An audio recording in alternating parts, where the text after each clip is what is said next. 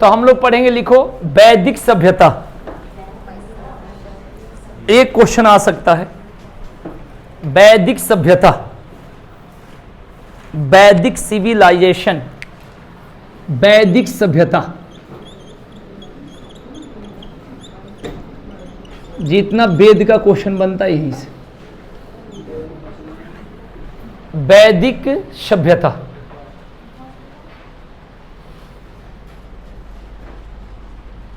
Clear? सबसे पहले लिखेंगे इसके दो भाग, दो भाग, पूर्व वैदिक काल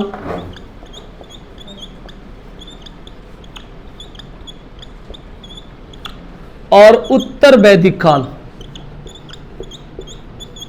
उत्तर वैदिक काल,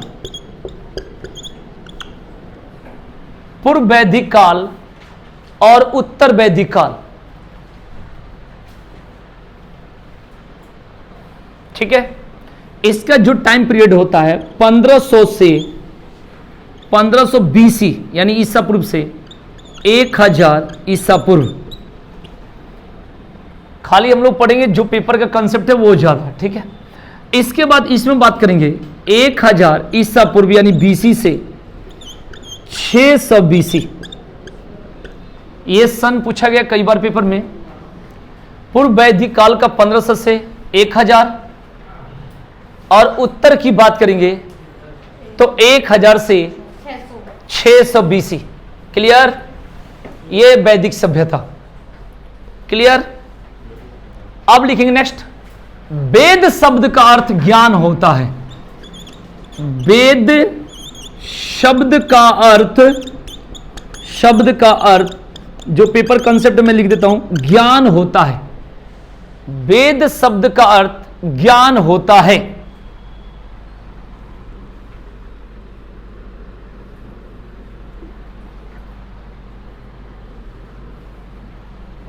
ठीक है ना? एक तो ये याद रखेंगे। दूसरा पूछा जाता है वेद का अर्थ और क्या होता है? श्रुति भी होता है। वेद का अर्थ होता है श्रुति। वेद का अर्थ श्रुति भी होता है।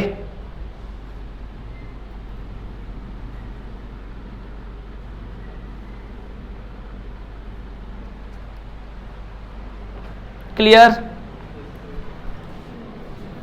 साथ के साथ इसे पढ़ लेना, याद कर लेना। ठीक है ना? हाँ, आज के डेट में ये मौका नहीं मिलेगा कि हाँ जी तुम बैठ के 75 बार पढ़ो।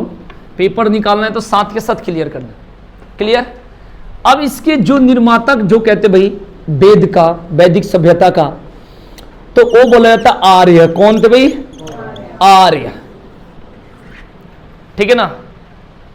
इसके निर्माता थे आर्य।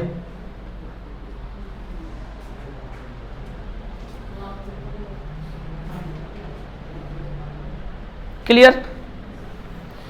अब पूछा जाता है पेपर में कई बार कि आर्य कहां के निवासी थे। जो आर्य थे वो कहां के निवासी थे, कई बार पेपर में पूछा जाता है। तो यहां पर नहीं, मध्य एशिया नहीं होता भाई। कौन पढ़ लिया 1.5 रुपया? ठीक है भाई? तो ध्यान रखना। तो सबका अलग अलग कंसेप्ट है, 1 2 3 4 अकॉर्डिंग टू ऑप्शन। आपको इसमें कोई नहीं कहेंगे किसी को सर्वोच्च पद दिया गया है और किसी को सबसे निम्न पद। किसी ने कहा है आल्पस पर्वत से थे, किसी ने कहा आर्कटिक से थे, किसी ने कहा तिब्बत से थे, किसी ने कहा मध्य एशिया थे। माने इसका कोई पक्का नहीं। ये ईसा पूर्व की, जैसे हम लोग सिंधु सभ्यता पढ़े थे, ठीक है ना, उसी तरीका से ये भी है। मतलब ये माना गया है, सुना गया है। कहा जाता है कि कोई व्यक्ति हो, जैसे भारत के साइंटिस्ट है, वैज्ञानिक है, अगर कह दिए कि भाई इस ग्रह पर पानी है, तो आपको यह पता है कि हाँ साइंटिस्ट है, तो उसकी बातों को आप मान ले। तो क्या आपकी आंखों से पानी दिखता है? वो तो वो वाला बात होती है कि हम बात को जो सुने, जिसको मानते उसके मान लो। क्लियर?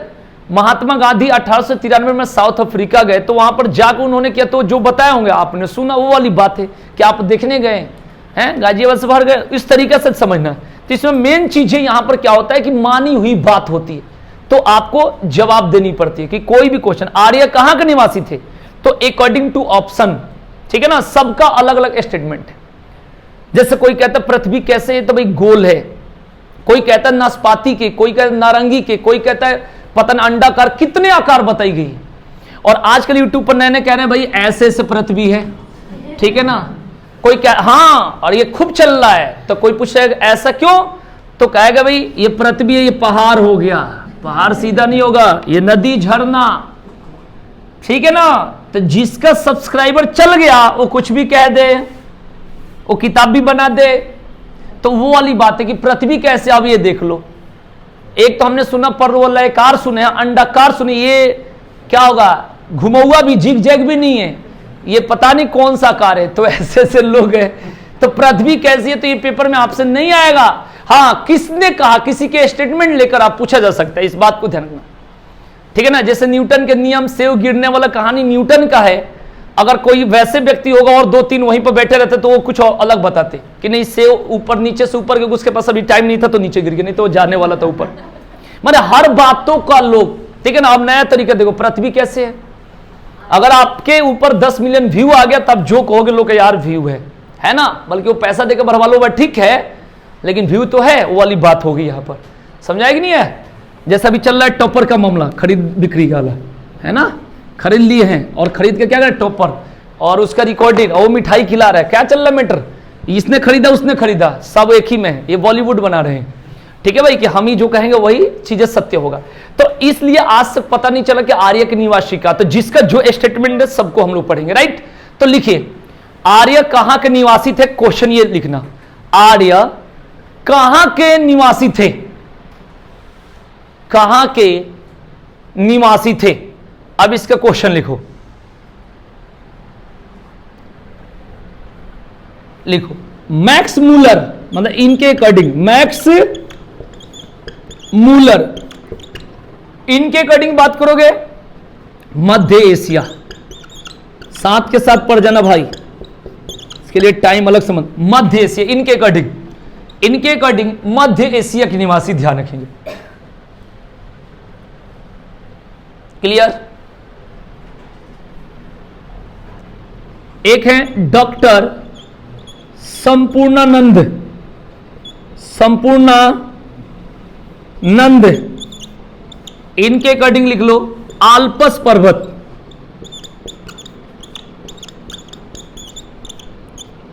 ठीक है ना, आल्पस पर्वत।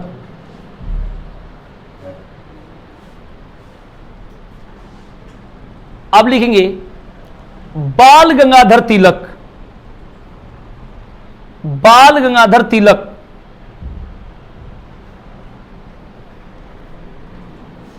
इनके अकॉर्डिंग आर्कटिक, आर्कटिक, ठीक है ना, ध्यान रखिए भाई। आगे लिखेंगे स्वामी दयानंद सरस्वती,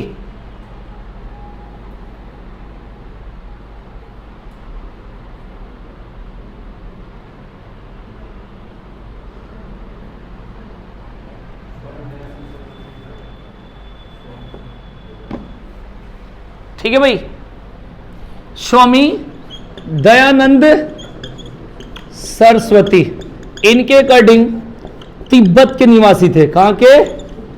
अब लो देख लो, इतना आंसर मिल गया। ये होता है जानकारी। हाँ, एक तुम बता दो, भाटिया मोर के निवासी थे।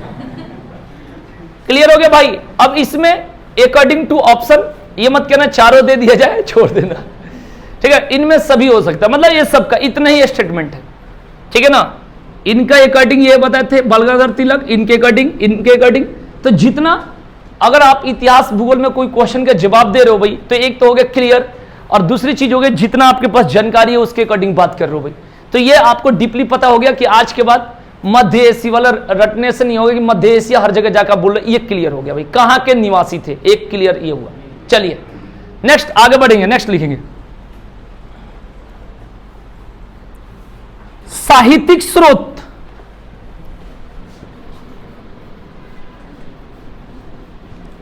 अब हम लोग पढ़ेंगे साहित्यिक स्रोत। यहां से क्वेश्चन आ जाता है, एक दो पॉइंट बन जाता है, ठीक है। जैसे लिखेंगे पहला ऋग्वेद, तो यहां से क्वेश्चन क्या क्या आता है, ऋग्वेद क्या क्या पढ़े हो ऋग्वेद में बताओ। ऋग्वेद में कौन कौन सा पॉइंट आप लोगों ने पढ़ा है, क्या क्या सुने हो ऋग्वेद के बारे में बता दो।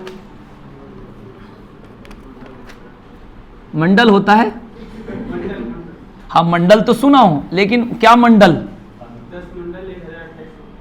1000 टेक्स्ट मैसेज क्या कहूं, खुदा न खास से पकड़ लो अपने रास्ते। चलो कोई बात नहीं, लिखो लिखो ऋग्वेद के बारे में। सबसे प्राचीन वेद, सबसे, क्या मुकुल कुमार टुकुल क्या कर रहे हो, सबसे प्राचीन वेद। आगे लिखेंगे 10 मंडल, 1028 सूक्त, मतलब मंत्र,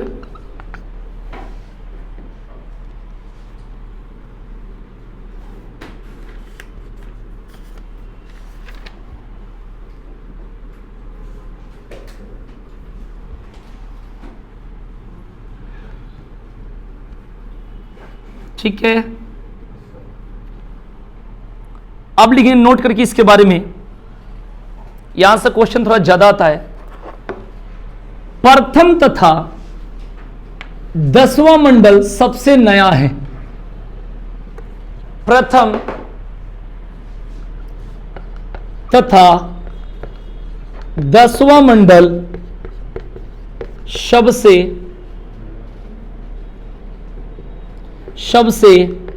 नया है।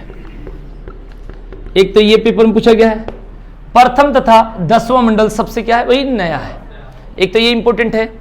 उसके बाद पूछा जाता है तृतीय मंडल से, तीसरा तृतीय मंडल से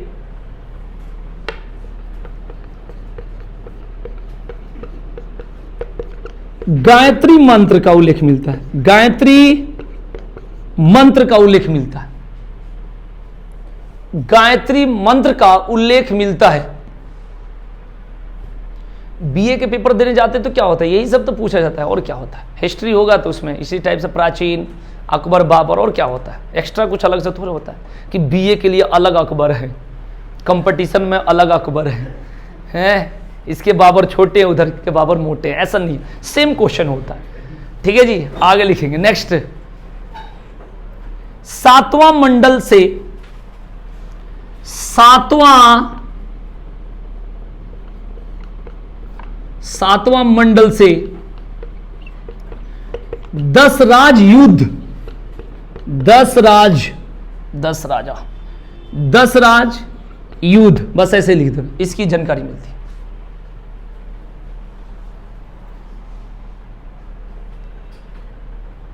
क्लियर। एक आता है 9वां मंडल। 9वां मंडल सोम देवता का उल्लेख है। सोम देवता का उल्लेख है, सोम देवता का उल्लेख है। क्लियर। 10वां मंडल से वर्ण व्यवस्था का वर्णन है। वर्ण व्यवस्था, वर्ण मतलब समझते हो ना, जाति, वर्ण व्यवस्था का वर्णन है। यह सबसे ज्यादा ऋग्वेद से क्वेश्चन आता है, इसलिए बाकी तो हम पढ़ लेते हैं। अब ये एक एक स्टेप को आपको क्लियर करना पड़ेगा, ठीक है ना। तुम चाहते तो मैं क्लियर कराऊं, पढ़ना खुद को पड़ता है ना, नहीं तो पेपर में क्या होता है भाई, एसी में भी गर्मी होने लगती है। हाँ, राम राम जी, बहुत अच्छा काम किया, आगे चलो कोई बात। हाँ नमस्ते, गलत किया मैंने, है ना। देखो भाई क्या है इनको समझ, बताओ।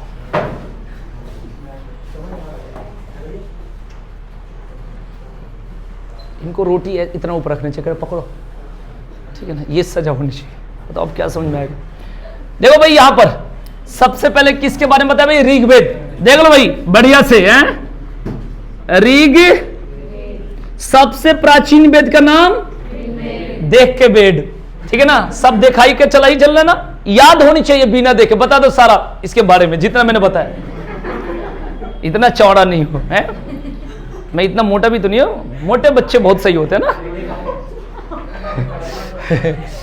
ठीक है ना। अब यहां से कहां चल रहा है?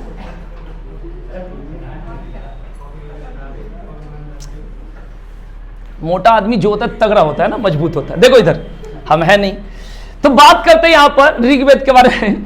सबसे प्राचीन वेद, क्लियर हो गया भाई, ऋग्वेद, ठीक है ना। स्क्रीनशॉट ले लेना अगर 3 उंगली से लो, अगर किसी को दिक्कत होगी तो। प्रथम तथा 10वां मंडल सबसे क्या है? तीसरे मंडल से किसकी जानकारी मिलती है? ठीक है ना। ये देखकर तो बोल रहे हो ऐसे जैसे पूरा एकदम पढ़ रहे हो। 7वां मंडल आपके पेपर के लिए ये और ये बस ज्यादा इंपॉर्टेंट। एक तो गायत्री मंत्र डायरेक्ट पूछता है कि कौन से वेद, तो ऋग्वेद, ठीक है भाई, ठीक है। उसके बाद कौन से मंडल, सोम देवता कई बार पूछा जाता है कि कौन से मंडल से, क्लियर। और ये कौन सा तीसरा बताए थे भाई? हाँ ये वाला, ठीक है ना। 10 राज युद्ध आप में नहीं पूछा गया, लेकिन इसको क्लियर कर लेना। तो ऋग्वेद से इतना क्वेश्चन बनेगा, ठीक है ना। हाँ नहीं तो पढ़े ही हो गद तथा पद का वेद, सोम, ये संगीत का जन, ये बस पढ़ लेते, लेकिन इसको कॉन्सेप्ट से ये क्लियर होगा। क्लियर। अब लिखेंगे नेक्स्ट, तो वेद 4 प्रकार के होते हैं, ये बात तो पता है, क्लियर।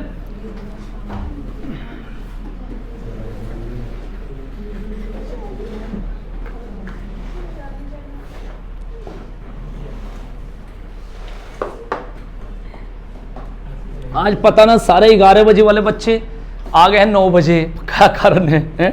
सब ऐसे धीरे धीरे सब घुस के बैठे हैं इसी में। आइए सामवेद के बारे में बात करेंगे। लिखो सामवेद, पढ़ते हो संगीत क्या जाना है, ठीक है भाई। सामवेद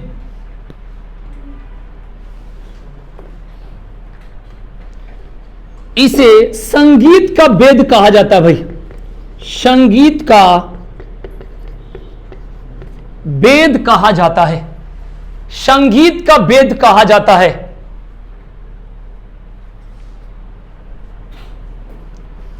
ये सारे गामा नहीं पढ़े हैं, 7 स्वरों का प्रयोग इसी में माना जाता है भाई। 7 स्वरों का, हाँ तुम लोग तो खूब पढ़े हो।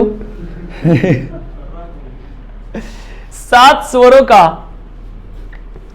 सर्वप्रथम प्रयोग, बढ़िया से पढ़ लेना भाई। जिसको भी दिक्कत हो बीच में, कोई दिक्कत नहीं, सब हो जाए क्लियर। 7 स्वरों का सर्वप्रथम प्रयोग। तो ये 2 क्वेश्चन यहां से बनता है सामवेद से।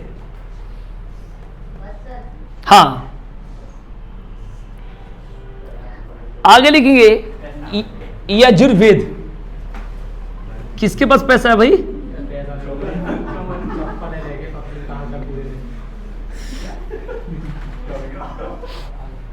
क्या हो गया, फंस गया क्या? चप्पल ले गया, कोई बात नहीं। ये मजाक जैसे तुम लोग कर रहे हो, ये जीजा साली में पहले होता था, अब ये शिक्षित आ गया आज के जमाने में भी, ठीक है ना। आज के जमाने में भी अगर कोई किसी को मजाक करता है तो क्या कहते हैं, जीजू नो टच, है ना। तो ये चलता उलता नहीं है सब मार्केट में। अब ये शिक्षित वाली बात होगी, तो तुम लोग में या तो कुछ गलत रिलेशन होगा, ऐसा कुछ है ना। लिखे भाई यजुर्वेद, लिखिएगा। यज्ञ के विधियों का वर्णन बताओ। सब लोग टारगेट में है कि पुलिस की तैयारी कैसे करो, और ये क्या करें, टच कर रहे हैं। बताओ सेम में क्या है? यज्ञ के विधियों का वर्णन।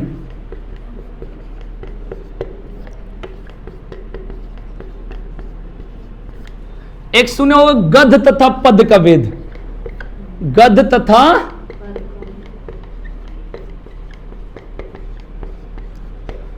लो, कुछ लोगों ने कहा कि बोर्ड पर लिखते नहीं है ना, तो स्टार्ट कर दिया लिखना। लो गद्य तथा पद का वेद, क्लियर हो गया भाई। तो यहां से 2 पॉइंट ऐसे मैं लिखवा रहा हूं कि इसको पढ़ के अगर थोड़ा सा जैसे मेन पॉइंट भी अगर इसमें पढ़ लोगे तो काफी हो जाएगा, पूरा डीपली। टाइम तो लगेगा लेकिन बस ये कि मजा आ जाएगा, यहां से क्वेश्चन नहीं छूटेगा। जैसे वैदिक सभ्यता, तो वैदिक सभ्यता क्वेश्चन नहीं छूटेगा, बात ध्यान रखना, क्योंकि एक एक बात को एकदम क्लियर करके आराम से, ठीक है ना। बहुत एकदम मैंने आपके लेवल से थोड़ा ऊपर लिखवाया जा रहा है। चलिए, तो ये ध्यान रखना, पूछा जाता है गद तथा पद का भेद कौन सा है, तो क्या बोलेंगे? यजुर्वेद। याद रखिए, क्लियर। तो कौन सा हो गया? तीसरा हो गया। अब चौथा होगा, लिखो, क्या बोलते हैं? अर्थर, अथर्ववेद।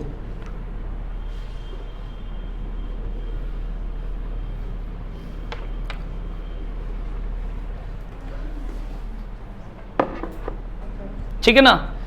अब जितना कोई नहीं, कोई नहीं,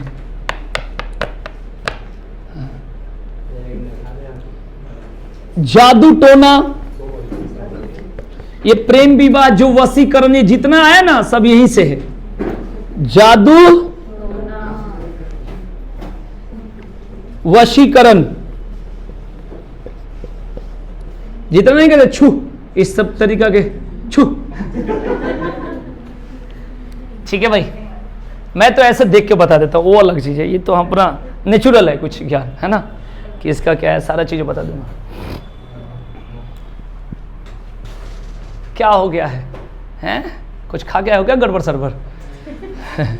चेहरा पर ऐसा लग रहा है कि एकदम डीजल गिरा है। ठीक है भाई, जादू टोना, वशीकरण, और एक और पॉइंट इसमें लिखेंगे, सबसे बाद का भेद, शब्द से बाद का भेद,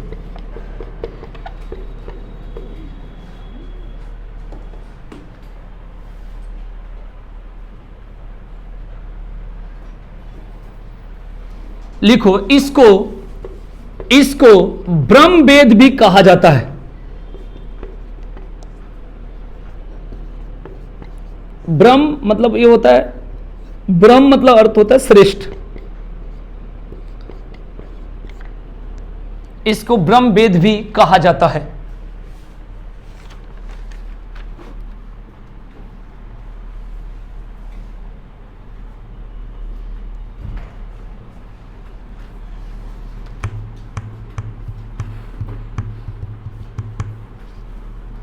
क्लियर। अब इसमें क्या करेंगे, नोट करके कुछ पॉइंट लिख लो, जो पूरा उत्तर और पूरब दोनों के लिए कुछ पॉइंट, जो आपके पेपर वाला पॉइंट हम लोग का छूटे ना, इसलिए लिखिएगा।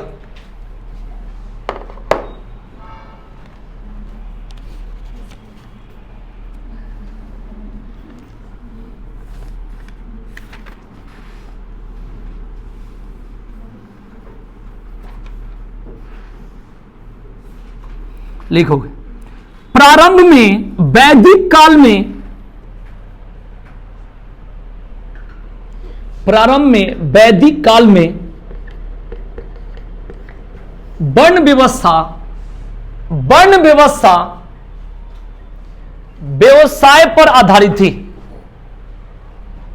नीतीश, छोटा वाला फोन तुम्हारे पास है ना पॉकेट में, क्योंकि वाइब्रेशन है वो।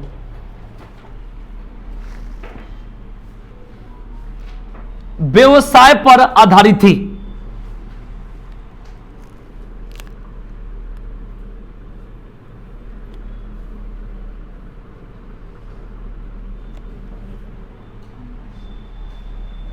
लिखेंगे नेक्स्ट, ऋग्वेद के 10वें मंडल में, बताओ क्या बताए थे?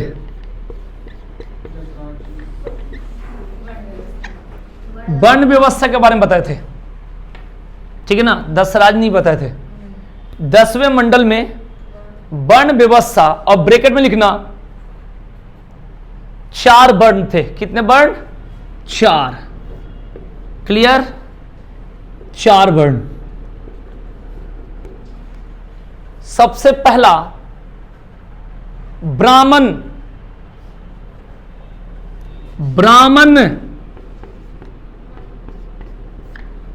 क्षत्रिय, वैश्य, शूद्र, इसके बारे में जानकारी मिलती है। 4 वर्ण, ब्राह्मण, क्षत्रिय, वैश्य और शूद्र।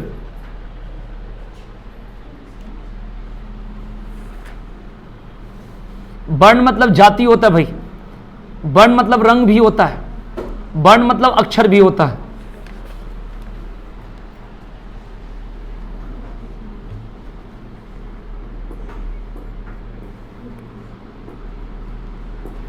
ठीक है, अब पेपर क्या होगा, नेक्स्ट कंसेप्ट लिखना। ऋग्वेद में सबसे पवित्र नदी, ऋग्वेद में सबसे पवित्र नदी सरस्वती को माना गया है। सरस्वती को माना गया है।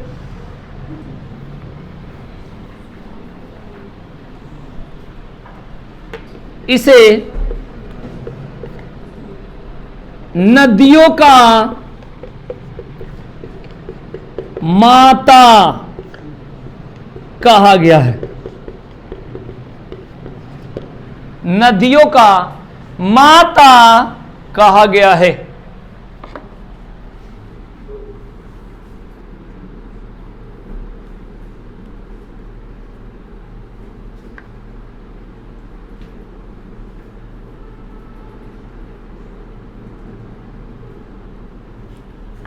क्लियर? आगे लिखेंगे, सबसे पहले थोड़ा जल्दी जल्दी लिखो, लग रहा है 50 पार हो, वो भी लोग आज के डेट में जल्दी लिख रहे हैं। सबसे पहले कर लगाने की व्यवस्था, कर लगाने की शुरुआत, जो भी लिखो, उत्तर वैदिक काल में हुई। यहीं से टैक्स, कर मतलब टैक्स, उत्तर वैदिक काल में हुई। नोट करते चलो, जैसे जैसे नोट करोगे जल्दी जल्दी, साथ में पढ़ना भी है। ये नहीं दिखा नाम उतार लिए हैं, मुंह बना लिए हैं, याद भी होनी चाहिए। क्लियर? आगे लिखेंगे नेक्स्ट पॉइंट, ऋग्वैदिक काल में सती प्रथा नहीं थी।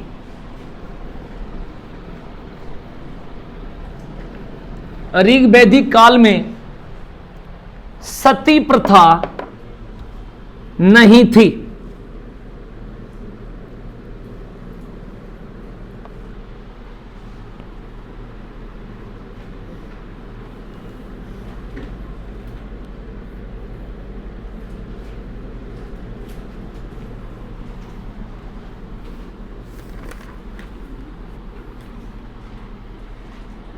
हो गया?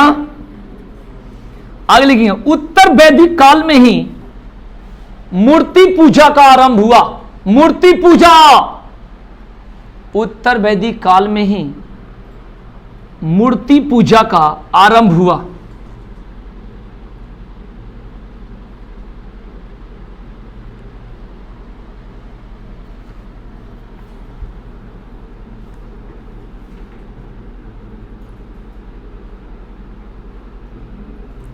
क्लियर?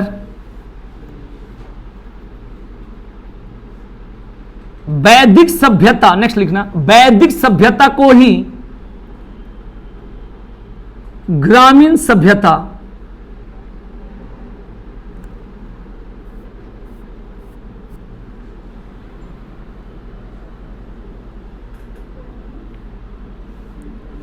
ग्रामीण सभ्यता का दर्जा प्राप्त था। हाँ, ग्रामीण लिख दो।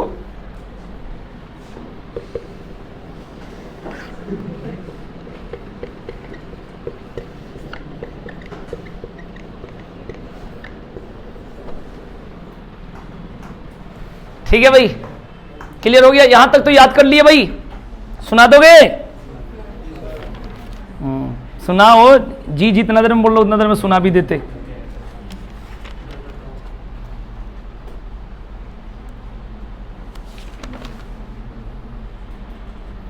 और यहां से क्वेश्चन तो कुछ मिलता नहीं है,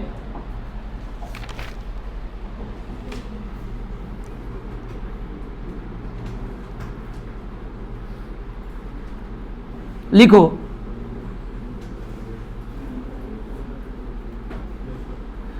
वैदिक सभ्यता पुरुष देवता प्रधान था, पुरुष देवता प्रधान था।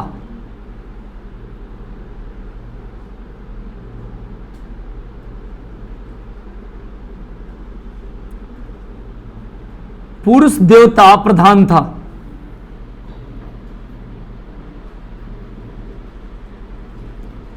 गाय को विशेष स्थान प्राप्त था।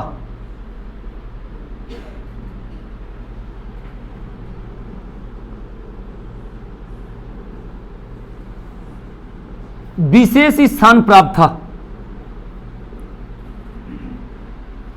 घोड़ा एक महत्वपूर्ण पशु था।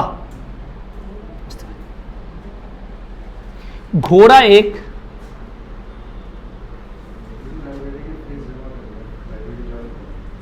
रुक जाओ 2 मिनट, बैठ जाओ ऑफिस में, पंखा चला लो,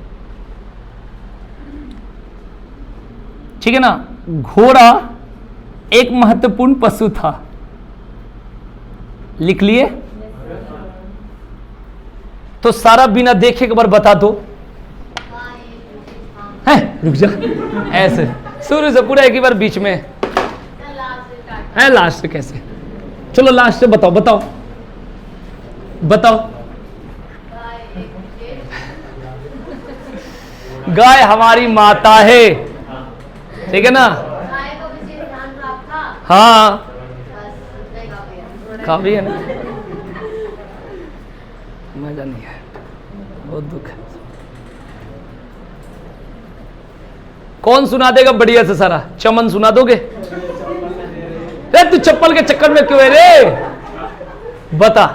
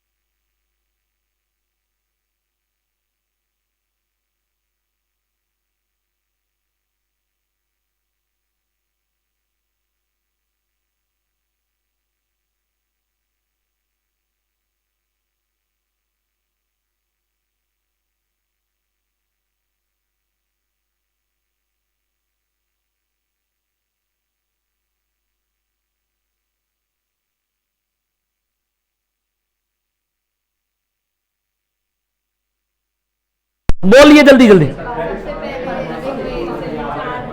हम लोग जो पढ़े थे सिंधु सभ्यता में पढ़े थे नगरिया, ठीक है जी। एक तो चाहे सिंधु सभ्यता हो या वैदिक सभ्यता की बात हो, इसका एक उत्पत्ति और समाप्ति, ये दोनों चीज का आज तक पता नहीं लगाया गया। चाहे उत्पत्ति हो चाहे समाप्ति हो, समाप्ति मतलब यहां पर पतन कह देते हैं, उसी तरीका से वैदिक सभ्यता की भी है। मैंने बताया था कि जो वैदिक सभ्यता है, ये इसका जो मतलब निर्माता जो आर्य माने जाते हैं, ये कहाँ के निवासी है। तो जो 1.5 रुपया वाला पढ़ते रहते हैं इस बुकों में से, वो पढ़ लेते भाई कहाँ से, मध्य एशिया है ना। लेकिन मैंने बताया था कहाँ कहाँ से, एक तो आर्कटिक बताया था, ठीक है भाई, और दूसरा क्या बताया था भाई आपको, आल्पस पर्वत, ध्यान रखिए भाई। तीसरा क्या बताया था भाई, तिब्बत, और उसके बाद बताया था भाई मध्य एशिया, ध्यान रखिए भाई। क्लियर? आर्कटिक के बारे में किसने बताया भाई, बताओ जल्दी, बोलो बोलो। बाल तिलक। आल्पस पर्वत के बारे में संपूर्णानंद। उसके बाद बात करेंगे तिब्बत के बारे में, स्वामी दयानंद। और मध्य एशिया के बारे में मैक्स मूलर। ध्यान रखिए भाई, क्लियर। उसके बाद यहां से इंपॉर्टेंट है, जो ऋग्वेद पढ़े हो ठीक है पढ़ लेते हैं, सबसे प्राचीन उससे मतलब नहीं है। जो ऋग्वेद पढ़े इसमें कंसेप्ट, जैसे मैंने बताया होगा कि पहला तथा 10वां मंडल सबसे नया, क्लियर।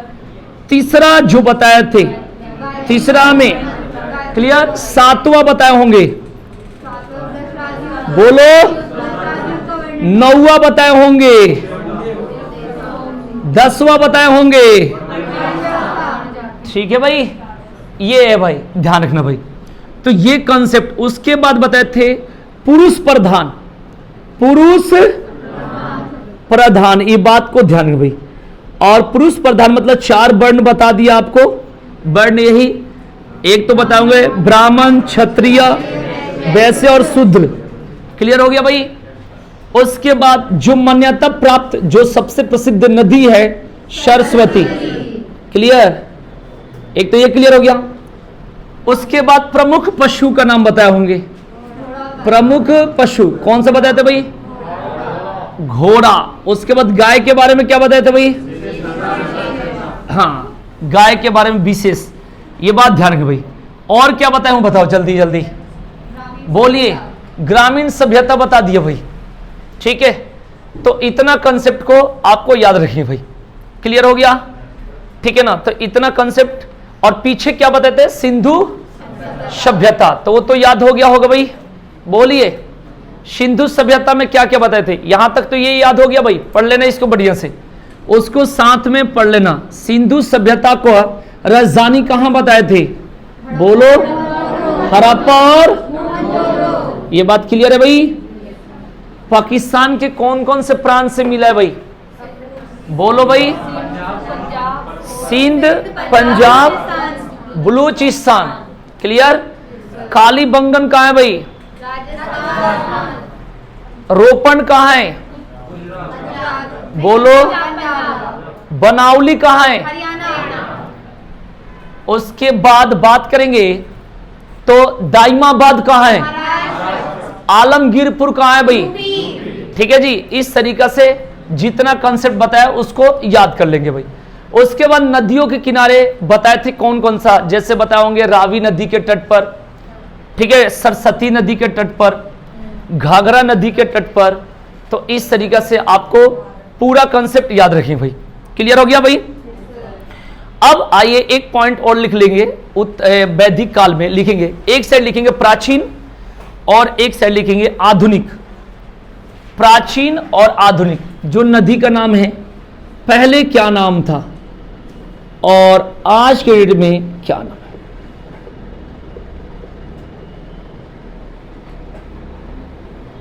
ठीक है, प्राचीन और आपका आधुनिक की बात है, क्लियर। सबसे पहले जैसे पूछा गया है झेलम नदी का पुराना नाम या प्राचीन नाम, तो बीतस्ता लिखेंगे। बीतस्ता, बीतस्ता झेलम, झेलम पढ़े हो ना, झेलम नदी, ठीक है ना। उसके बाद लिखेंगे नेक्स्ट, लिखेंगे रावी नदी। रावी नदी, रावी नदी परुष्णी बोलते भाई,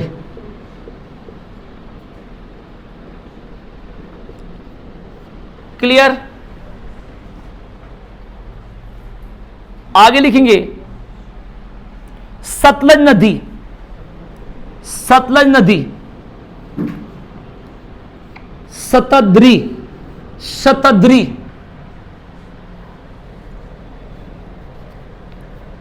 शतद्री। अब लिखेंगे चिनाब नदी। चिनाब नदी, इसका होगा अस्कनी। अस्कनी, हां, चिनाब अस्कनी, याद रखिए भाई। उसके बाद बात करेंगे गंडक नदी, सदा नीरा। पूरा एक भी क्वेश्चन छूटना नहीं चाहिए भाई, एकदम टारगेट फेल नहीं होनी चाहिए। सदा नीरा, गंडक, ठीक है ना। और जितने सारे नदी हैं, जैसे हम लोग बात करते भाई गंगा नदी के बारे में, कम से कम 100 से ऊपर नाम है, बहुत नाम है, मैंने बताया भी था, ठीक है ना। तो इसी तरीके से कंसेप्ट, जैसे कहते हैं गंगा इतने राज्यों से जाती है, 4 या 5 राज्यों से, लेकिन बहुत सारे उसके पास जिला है, क्षेत्र है, लेकिन मुख्य रूप से 4 राज्यों 5 राज्यों को माना जाता है, एक जगह से तो निकलती ही है। आइए इसके बाद बात करेंगे भाई, हाँ, ब्यास नदी। ब्यास नदी उसको बोलते भाई विपासा, विपासा, विपासा। क्लियर हो गया भाई। तो ये सारा नदियों का नाम हो गया मुख्य रूप से, जो प्राचीन और आधुनिक का जो हम लोग तुलना करते हैं भाई, इस बात को ध्यान रखें भाई। क्लियर हो गया भाई। इतना क्वेश्चन यहां से आ रखा है भाई, एक एक कंसेप्ट को क्लियर कर लेंगे भाई। अब लिखेंगे वैदिक सभ्यता का, वैदिक सभ्यता का राजनीतिक जीवन, राजनीतिक जीवन।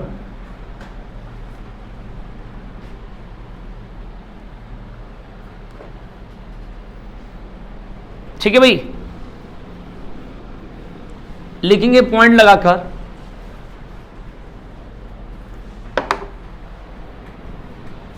राजन, इनको बोलेंगे राजा, इनके पास सीमित अधिकार, सीमित अधिकार, सीमित अधिकार। लेट तो नहीं हो रहे हो ना, रुक जाओ थोड़ी देर ना। सीमित अधिकार। दूसरा लिखेंगे राजा की सहायता के लिए, राजा की सहायता के लिए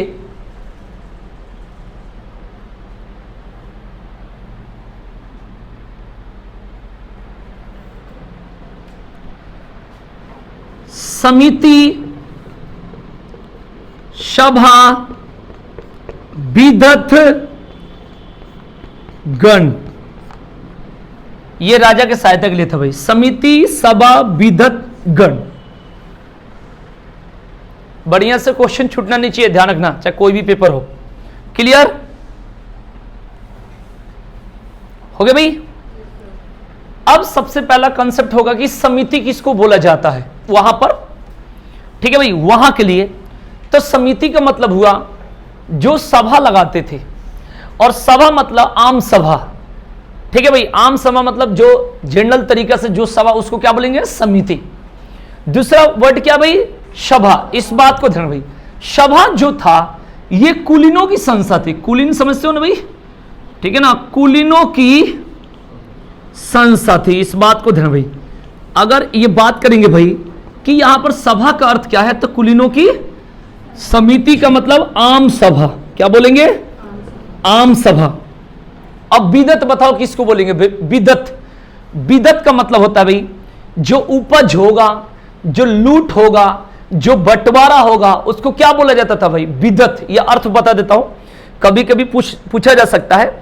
ये आपके उत्तर प्रदेश पुलिस के पेपर, दिल्ली पुलिस के पेपर, एसएससी में कम पूछी जाएगी।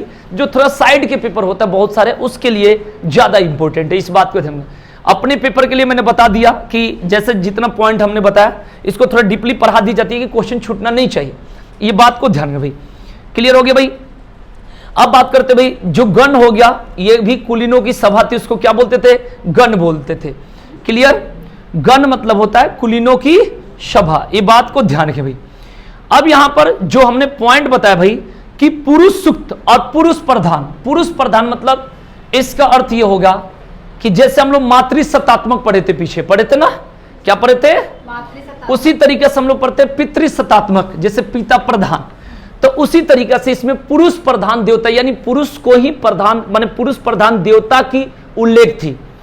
और इसमें 4 वर्ण था, मैंने बता दिया, ये बात तो मैंने लिखवा दिया, तो उसको बताने से कोई ये नहीं है।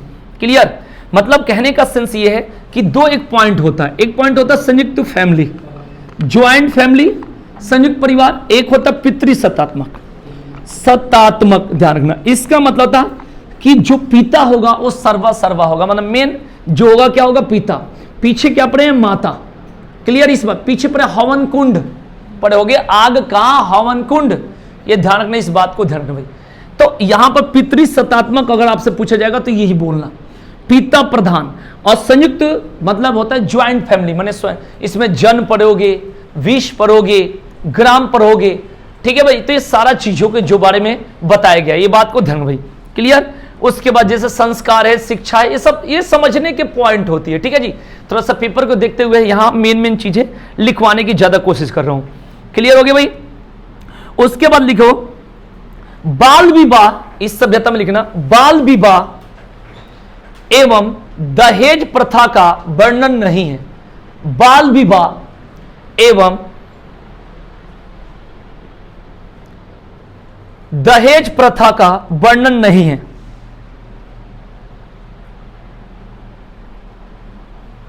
क्लियर। नेक्स्ट लिखेंगे, नेक्स्ट पॉइंट, पुनर्विवाह एवं नियोग प्रथा, पुनर्विवाह एवं नियोग प्रथा। क्लियर हो गया। तो इतना याद कर लेना काफी है। अब मैं इसको थोड़ा समझा दूं बढ़िया से, बंद करना इसको।